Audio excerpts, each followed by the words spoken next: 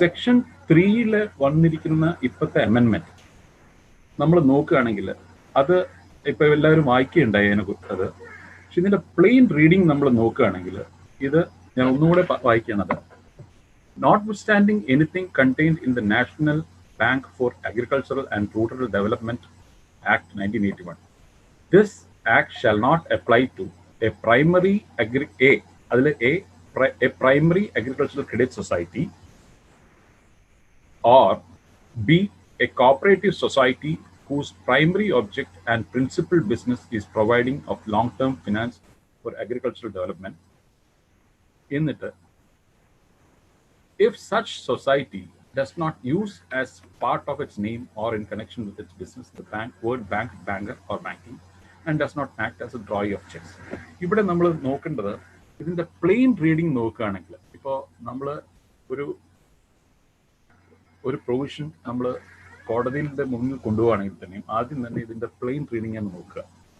Plain reading നോക്കുമ്പോൾ ഇതിൽ നിന്ന് നമുക്ക് എൻ്റെ ഇതൊരു വിശകലനത്തിൽ എനിക്ക് മനസ്സിലായത്,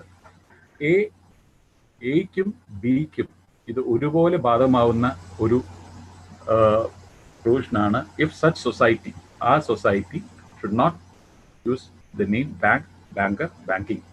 അതുപോലെ തന്നെ it should not act as a drawer of cheque. അത് ഇപ്പോൾ ഇതിനകത്തൊരു ചെറിയ, എനിക്ക് തോന്നുന്നു ഞാൻ പല സൊസൈറ്റിയിലെ ആൾക്കാരും ഇതുപോലെ വിളിച്ച് പാക്സ്, എസ്പെഷ്യലി പാക്സിന്റെ ആൾക്കാർ വിളിച്ചിരിക്കുന്ന രണ്ട് അഭിപ്രായങ്ങളും പറഞ്ഞ് സംശയം ചോദിക്കുന്നത് 1-2 കാര്യങ്ങൾ അവർ പോയിന്റ് ഔട്ട് ചെയ്യുന്നത്, എ എന്ന് പറയുന്ന പ്രൈമറി അഗ്രികൾച്ചർ ക്രെഡിറ്റ് സൊസൈറ്റിക്ക് ശേഷം ഒരു സെമി കോളൻ ഇടുകയും അത് കഴിഞ്ഞ് ഓർ ബി എന്ന് സെപ്പറേറ്റ് ആയിട്ട് ചെയ്തിട്ട് അതിന്റെ ബി കഴിയുന്ന അവിടെ ഒരു കോമ ഇട്ടിട്ട് മറ്റേത് എഴുതിയത് മറ്റേ ബാക്കിയുള്ള ആ ഒരു ഇത് വന്നിരിക്കുന്നതും കൂടെ വെച്ചിട്ട് അവർ ഇന്റർപ്രറ്റ് ചെയ്യുന്നത് ഈ ബി എന്ന് പറയുന്നതിന് മാത്രമേ, കാര്യം സെമി കോളൻ ഇട്ടിരിക്കുന്നത് കൊണ്ട് മറ്റേത് സെപ്പറേറ്റ് ചെയ്ത് നിൽക്കുന്നു, ഇതായിട്ട് ബന്ധമില്ല എന്നുള്ള രീതിയിലുള്ള ഒരു വ്യാഖ്യാനം അതിനകത്ത് പോയതായിട്ട് പലരും പറഞ്ഞു. അവിടെ ഈ കോമ ഇട്ട് പറയുന്ന രണ്ടാമത്തെ ഇതിന് മാത്രമേ, ബിക്ക് മാത്രമേ ഇത് ബാധകമാവുള്ളൂ എന്നുള്ള ഒരു കാഴ്ചപ്പാടാണ് എൻ്റെ അടുത്ത് സംസാരിച്ചിരുന്ന ചില ആൾക്കാർ പറഞ്ഞത്. അപ്പൊ അതിൽ നിന്ന് ഞാൻ പറയാനുള്ളത്, ഈ A primary agriculture credit society എന്ന് പറഞ്ഞ സെമി കോളൻ ഇടുകയും ആ സെമി കോളൻ എന്ന് പറയുന്നത് ഒരു കംപ്ലീറ്റ് ബ്രേക്ക് അല്ല, ഇറ്റ് ഇസ് ഒരു മറ്റൊരു സെന്റൻസിൽ നിന്ന് ഒന്ന് പാർഷ്യലായിട്ട് ബ്രേക്ക് ചെയ്യുന്ന ഒരു പങ്ക്ച്വേഷൻ മാത്രമാണ് ആ സെമി കോളൻ വരുന്നത്.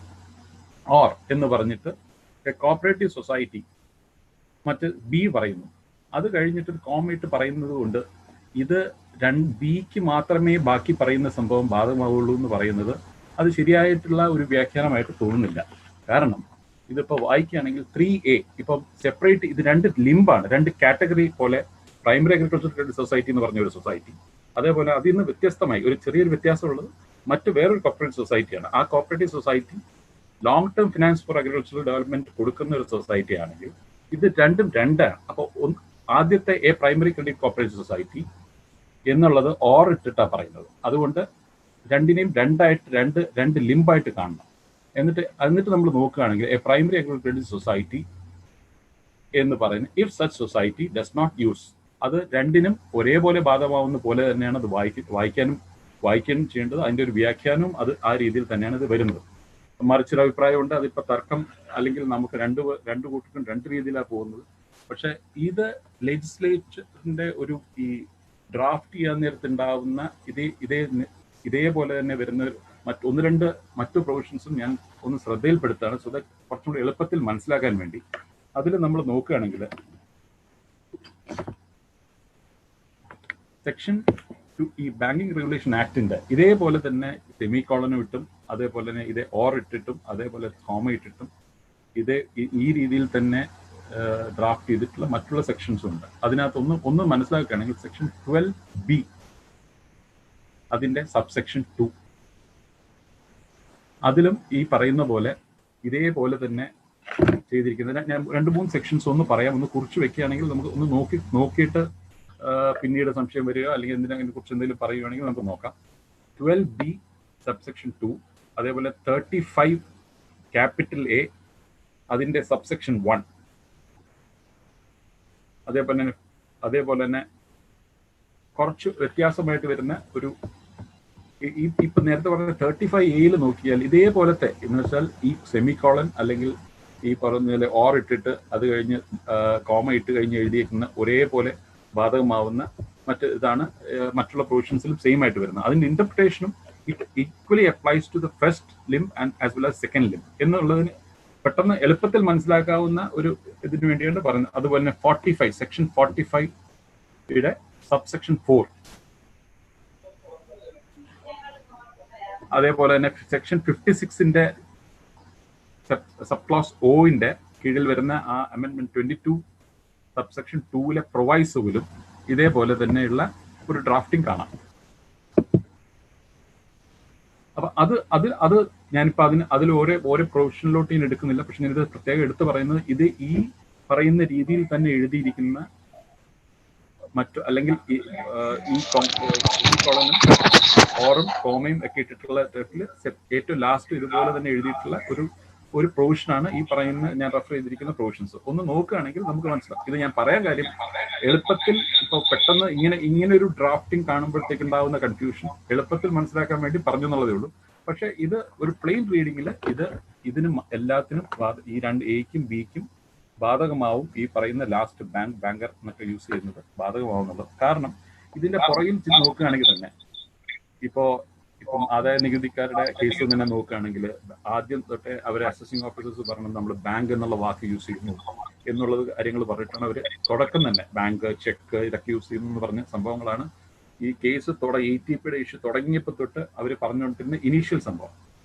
അപ്പോൾ ഇതൊരു തർക്കമായിട്ട് ഇരുന്നിരുന്ന സംഭവമാണ് ബാങ്ക് എന്ന് യൂസ് ചെയ്യുന്നതും ചെക്ക് യൂസ് ചെയ്യുന്നു എന്നുള്ളതും എല്ലാം ഒരു ചർച്ചാ വിഷയത്തിൽ ഉണ്ടായിരുന്നതും ഇവരുടെ ഗവൺമെന്റിന്റെ ശ്രദ്ധയിലുണ്ടായിരുന്ന കാര്യങ്ങളാണ്. അപ്പൊ അത് തീർച്ചയായിട്ടും ഈ അമെന്റ്മെന്റ് അവർ ഇതിനകത്ത് കൊണ്ട് ഉദ്ദേശിക്കുന്നതും പ്രൈമറി അഗ്രികൾച്ചർ ക്രെഡിറ്റ് സൊസൈറ്റിക്ക് ഡെഫിനറ്റ്ലി ഈ സെക്ഷൻ ബാധകമാവില്ല, പ്രൊവൈഡഡ് ബാങ്കർ, ബാങ്കിങ് എന്നുള്ള വാക്കുകൾ യൂസ് ചെയ്യരുത്.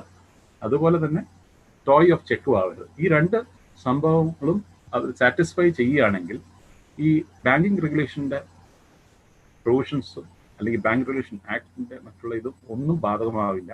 അത് നമ്മൾ ഇപ്പോൾ അതിനെക്കുറിച്ചൊരു കൃത്യമായ ഒരു ധാരണ ഉണ്ടെങ്കിൽ നമുക്ക് ഫ്യൂച്ചറിൽ അത് അല്ലെങ്കിൽ മുൻപോട്ട് കുറച്ച് പോയി കഴിയുമ്പോഴത്തേക്ക് ഉണ്ടാകുന്ന പ്രശ്നങ്ങളിൽ നിന്നും നമുക്ക് ഒഴിവായി നിൽക്കാൻ പറ്റും എന്നുള്ളതാണ് അതിനകത്ത് നമ്മൾ പ്രത്യേകം ശ്രദ്ധിക്കേണ്ട ഒരു കാര്യം.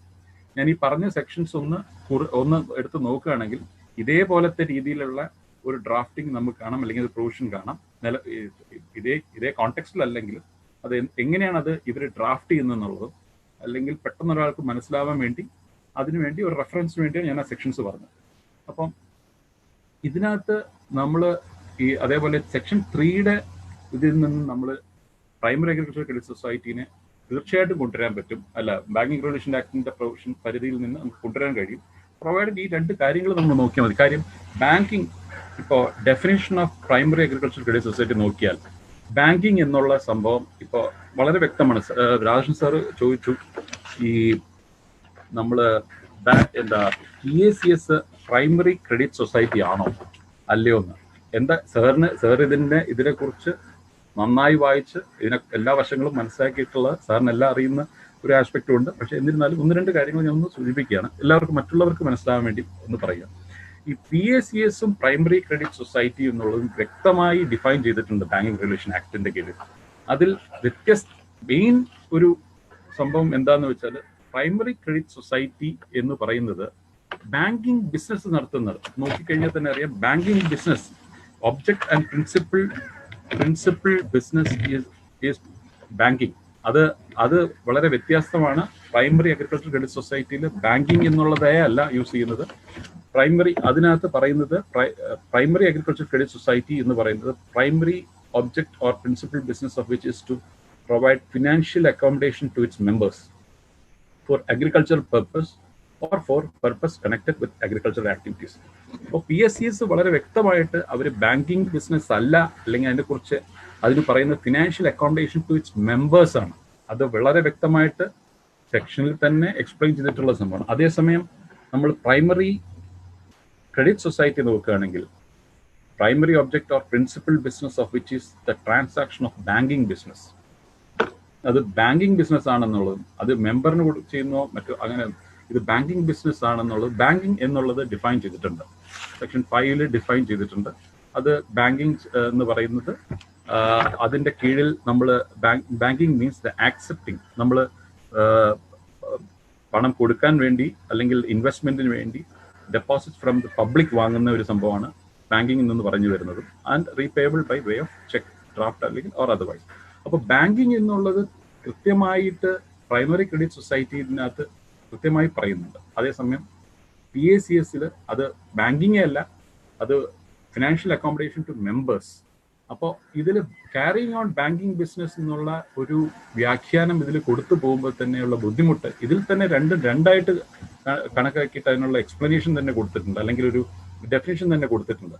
അപ്പോൾ തീർച്ചയായിട്ടും അതിൽ നിന്ന് വ്യത്യസ്തം, അല്ലെങ്കിൽ ഈ ബാങ്കിങ് ബിസിനസ് നമ്മൾ ചെയ്യുന്നെന്നുള്ളത് ഈ ഡെഫിനേഷൻ പ്രകാരം വരുന്ന ഒരു സംഭവമല്ല. അത് ഫിനാൻഷ്യൽ അക്കോമഡേഷൻ ടു മെമ്പേഴ്സ് അല്ലെങ്കിൽ providing credit facility to members. അതുകൊണ്ട് തന്നെ ഇത് കോപ്പറേറ്റീവ് ബാങ്ക് എന്നുള്ളതിനകത്തോ എത്ര മാക്സിമം സ്ട്രെച്ച് ചെയ്താൽ പോലും അത് ബാങ്കിങ് ബിസിനസ് എന്ന് നമുക്ക് കാണാൻ കഴിയില്ല. Providing credit facility to members, മെമ്പേഴ്സിനാണോ കൊടുക്കുന്നത്, അത് നോമിനൽ മെമ്പേഴ്സ് ആയിക്കോട്ടെ, അസോസിയേറ്റ് മെമ്പേഴ്സ് ആയിക്കോട്ടെ, അല്ലെങ്കിൽ വോട്ടിംഗ് റൈറ്റ്സ് ഉള്ള മെമ്പേഴ്സ് ആയിക്കോട്ടെ. നമ്മുടെ കേരള കോപ്പറേറ്റീവ് സൊസൈറ്റീസ് ആക്ട് പ്രകാരം എല്ലാ മെമ്പേഴ്സിന് അത് കൊടുക്കുകയാണെങ്കിൽ അത് it is not banking service, especially providing credit facility to members for agriculture purpose. പിന്നെ ആദായ നികുതിയുടെ കേസുകളിൽ വരുന്ന പ്രശ്നം, അവർ അഗ്രികൾച്ചറൽ ആക്ടിവിറ്റീസിനല്ല കൊടുക്കുന്നത്, അതിന്റെ പെർസെൻറ്റേജും കാര്യങ്ങളും വെച്ചിട്ടാണ് പോകുന്നത്. അത് വേറെ വശങ്ങളാണ് അതിനകത്ത് വരുന്നത്. പക്ഷെ ഇത് പ്രൈമറി ക്രെഡിറ്റ് സൊസൈറ്റി അല്ല എന്നുള്ള കാര്യം അത് വ്യക്തമാണ്. കാര്യം രണ്ട് ബിസിനസ് ഇസ് ടോട്ടലി ഡിഫറെന്റ്, ബാങ്കിങ്ങും അതേപോലെ പ്രൊവൈഡിങ് അതങ്ങനെ. അതുപോലെ തന്നെ ഇപ്പം നമ്മൾ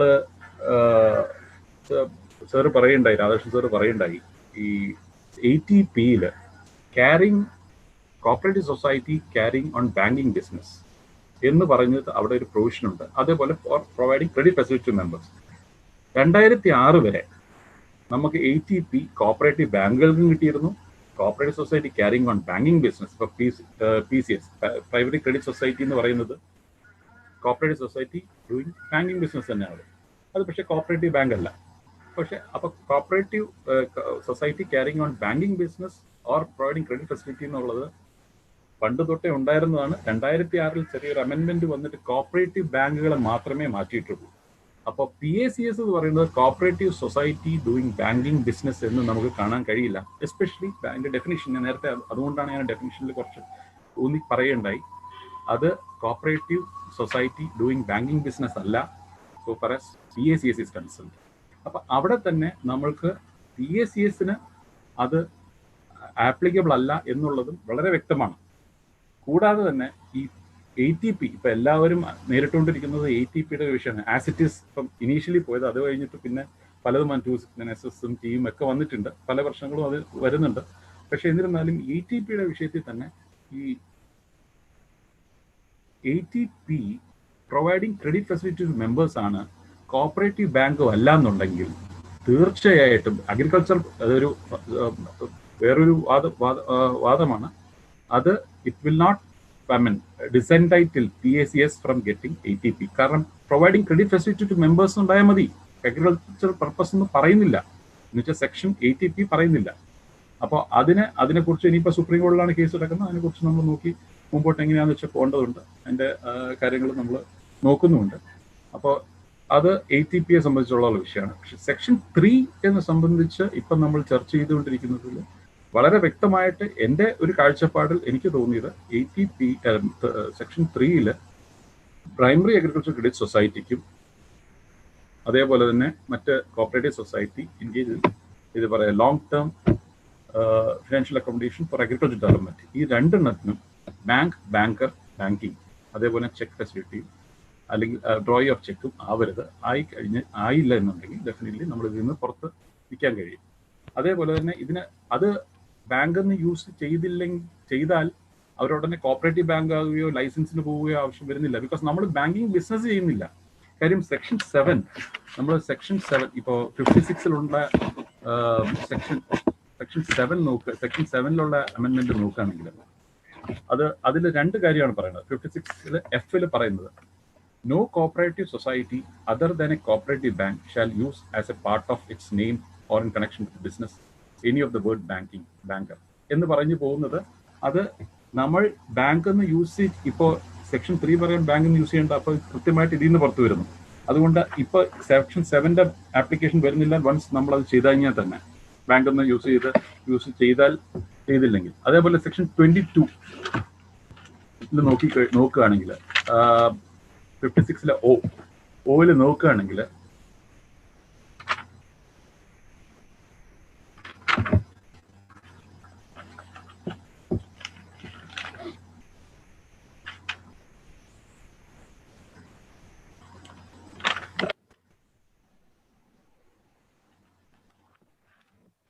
സെക്ഷൻ 7 തന്നെ നോക്കുകയാണെങ്കിൽ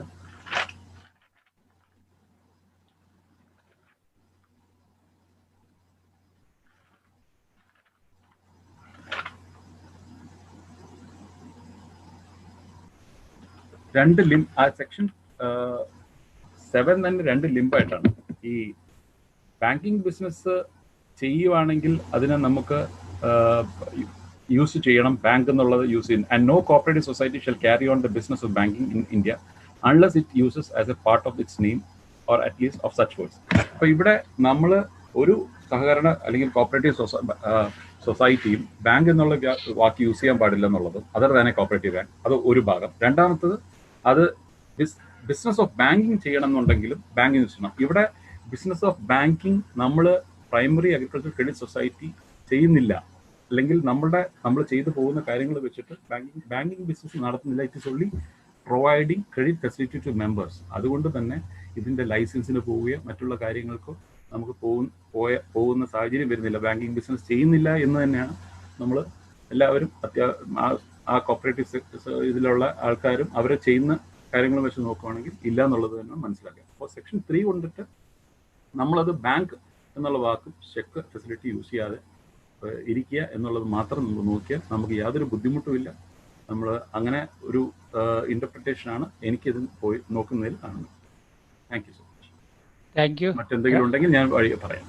thank you Arun Raj sir. വളരെ വ്യക്തമായിട്ടും വിശദമായിട്ടും സാറ് ഈ വിഷയത്തിൽ സംസാരിച്ചു. സാറിൻ്റെ അഭിപ്രായത്തിൽ ഈ സെക്ഷൻ 3 അമെൻമെൻറ്റ് അനുസരിച്ച് PACS ബാങ്ക് എന്നുള്ള പേരിനോടൊപ്പം ആ പദം ഉപയോഗിക്കാൻ പാടില്ല,